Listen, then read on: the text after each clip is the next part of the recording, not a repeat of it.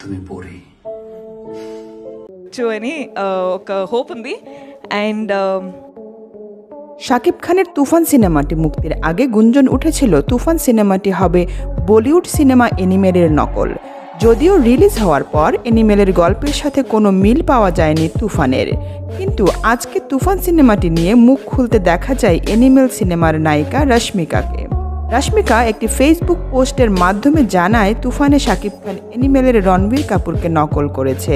রশ্মিকা জানায় তুফান সিনেমাটি মৌলিক গল্পের সিনেমা হলেও শাকিব খান এখানে এনিমেল সিনেমার রণবীর কাপুরকে নকল করেছে। আর রশ্মিকার এমন পোস্টের পর সমালোচনার ঝড় উঠেছে শাকিব খানকে নিয়ে।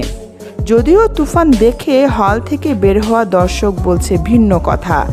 দর্শকদের দাবি তুফান সিনেমায় শাকিব খানের যে গ্যাংস্টার আর ভয়ঙ্কর লুক সেটা কারো সাথেই মিলে না। তুফানের এই চরিত্রটি শাকিব খান ছাড়া অন্য কেউ কখনো ফুটিয়ে তুলতে পারবে না। তো দর্শক, বাংলাদেশ কাঁপিয়ে তুফান সিনেমাটি সম্প্রতি রিলিজ হয়েছে কলকাতায়, সেটা তো আপনারা সবাই জানেন।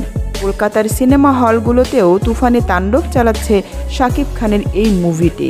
অন্যদিকে দিনের পর দিন ফেসবুকে ছড়িয়ে যাচ্ছে তুফান সিনেমার বেশ কিছু দৃশ্য, যেগুলো সরাসরি সিনেমা হল থেকে পাইরেসি হচ্ছে। তবে তুফান সিনেমার ভাইরাল এই অংশগুলো সিনেমাটির হাইপ দ্বিগুণ করে দিচ্ছে সোশ্যাল মিডিয়ায়। তাছাড়াও সোশ্যাল মিডিয়ায় তুফানের এই দৃশ্যগুলো দেখে রীতিমতো অবাক হচ্ছে দেশ বিদেশের নামি দামি সব তারকারা। অন্যদিকে তুফানে শাকিব খানের অ্যাটিটিউড এবং ভয়ঙ্কর অভিনয়ও নাকি নজর কেড়েছে বলিউড সিনেমার পরিচালকদের। হয়তো ভাগ্য সহায় হলে খুব শীঘ্রই শাকিব খানের ডাক পড়তে যাচ্ছে বলিউডে।